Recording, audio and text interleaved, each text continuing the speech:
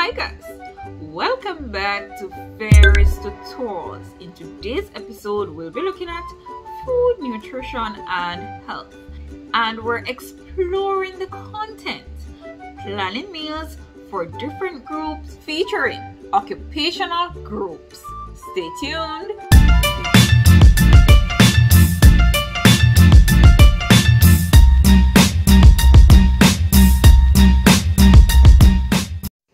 Section 3, Meal Planning, Preparation, and Dining. And we're exploring content 6, which has to do with meal planning for different groups.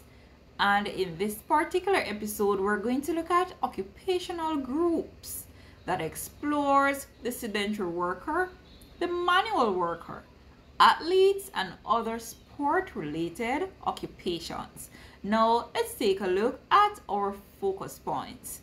So we'll be looking at these occupational groups, their definition as it relates to sedentary and manual worker, their nutritional requirements, suitable foods for each group, and also we'll be planning meals for these groups. And now let's kick things off with the occupational group overview. Now, occupational activity of an adult affects energy and nutrient requirements, and this should be noted when planning meals. The more active the person, the more energy they will need. For example, a sedentary lifestyle versus a construction worker. Good. And based on the image that you're seeing on the right side of your screen, you're seeing what? Different occupations. So when we're speaking about occupational, we're speaking about work or different professions. Good? All right. Now, let us look at the sedentary worker. Sedentary worker involves lifting no more than 10 pounds at a time and occasionally lifting or carrying articles like docket files and small tools. Although a sedentary job is defined as one which involves sitting, a certain amount of walking and standing is often necessary in carrying out job duties. Now, based on this description of sedentary worker, I know that you're thinking of some examples, right? So we're talking about office workers and secretaries, right? That most even call center workers as well. Good. Now, office workers should limit starches. So we're looking at their suitable foods, guys. Office workers should limit starches like bread, pasta, rice, and other grains. Instead, they should eat carbohydrates from vegetables and limit starches to 1 or 2 a day. Now, why is it that you think the sedentary worker should limit starch or the type of carbohydrate that they consume? If your answer is that because they're not really active throughout the day, they're not doing a lot of activities to burn the calories, therefore they don't need so much energy giving foods, right? Now, carbohydrate should always feature in a healthy meal or snack, but the starchy ones such as bread, pastas, rice, and other grains need to be carefully monitored, as they can all too quickly upset blood sugar levels, promoting weight gain when we are sedentary for many hours. Now, the bulk of the carbohydrate for these sedentary workers should be eaten from what?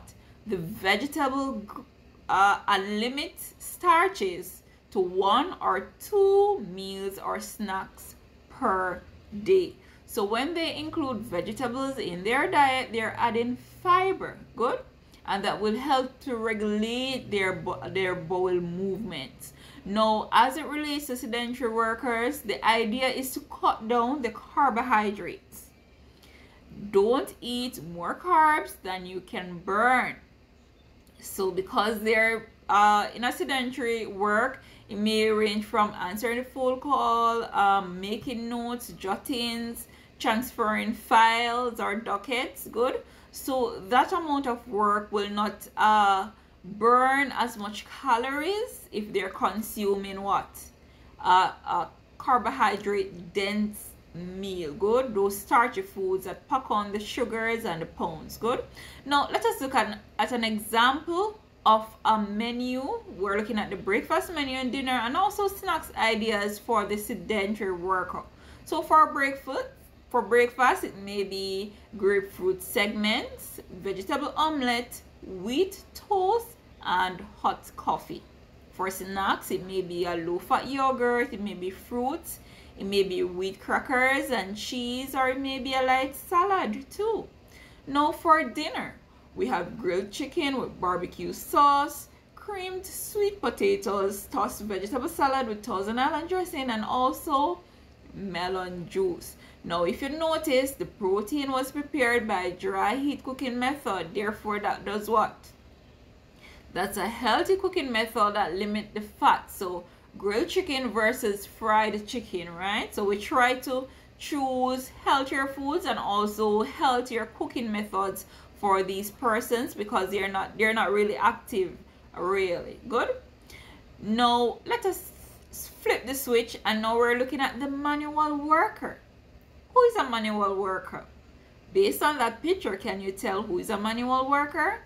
A manual worker is a person whose job involves physical work in contrast to labor by machine.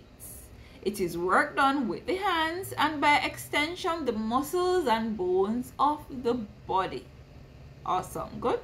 So whereas with the sedentary worker, the computer technology may do most of the work, with the manual worker, they have to use their hands. So we may speak of carpenters, we may speak of masons, architects, plumbers. Good. And I know you can add to that list as well. Good. Now let us turn things, and now we're looking at athletes and other sport related occupations.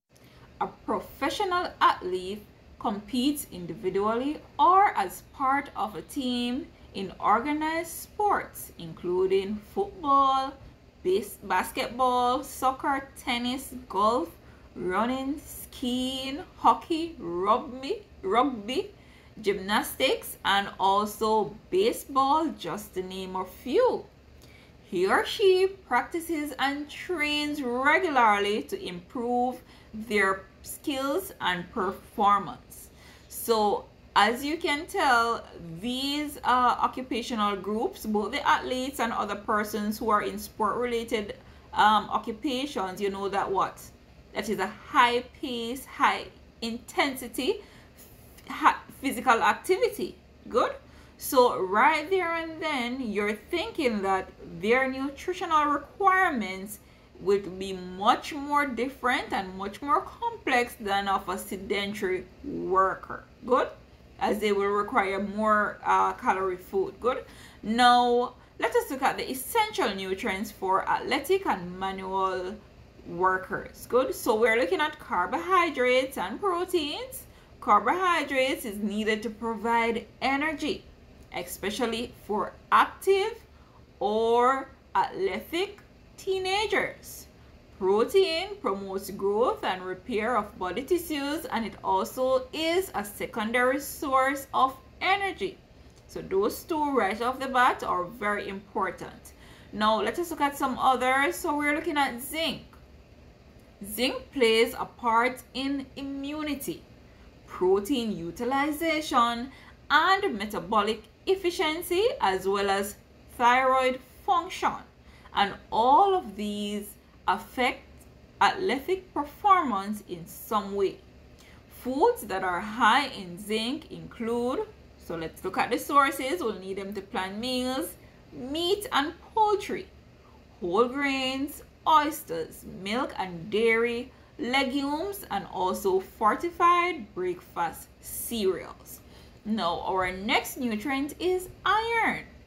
Iron is necessary for the metabolism of carbohydrates, proteins, and fats, as well as its capacity to carry oxygen. A deficiency may inhibit endurance. So athletic persons or the manual workers may get tired easily if they don't have as much iron in the body, as well as immune and cognitive functions. Vitamin D. This vitamin is needed for adequate calcium absorption and to build strong bones. It contributes to a well-functioning nervous and skeletal system. The best sources are fatty fish like salmon, tuna, or mackerel, and eggs. Now, fortified milk offers most of the vitamin D in the average diet, with fortified orange juice beverages and certain cereals contributing a small amount. Also, vitamin D is also known as what? The sunshine vitamin. So getting a little, about 30 minutes of the morning sun or 30 minutes of the evening sun also help the body to get some vitamin sources there as well. Now, you know that vitamin D and calcium goes hand in hand. Calcium aids in muscle contraction and nerve impulses, as well as bone growth and increasing bone mass. Poor calcium intake can lead to related issues such as stress fractures. Foods high in calcium include cheese, milk, yogurt, spinach, collard greens, almonds, sardines with the bones, and also fortified cereals and juices. Now, in previous episode, we looked at how we could add in back nutrients to processed food, right? And one such term that we looked at was fortified. Do you remember what fortified means? Fortified means that this particular nutrient wasn't found in the product originally, but it is added just as a bonus, right? Now, let us look at magnesium. Magnesium aids in biochemical processes in the body that include protein synthesis for muscle building.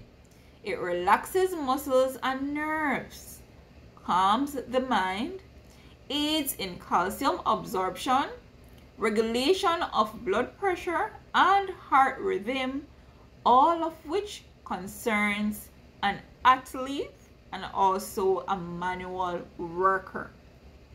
Sources of magnesium include green leafy vegetables, nuts, whole grains, seeds, meat and dairy, some breakfast cereals, and also fortified with magnesium.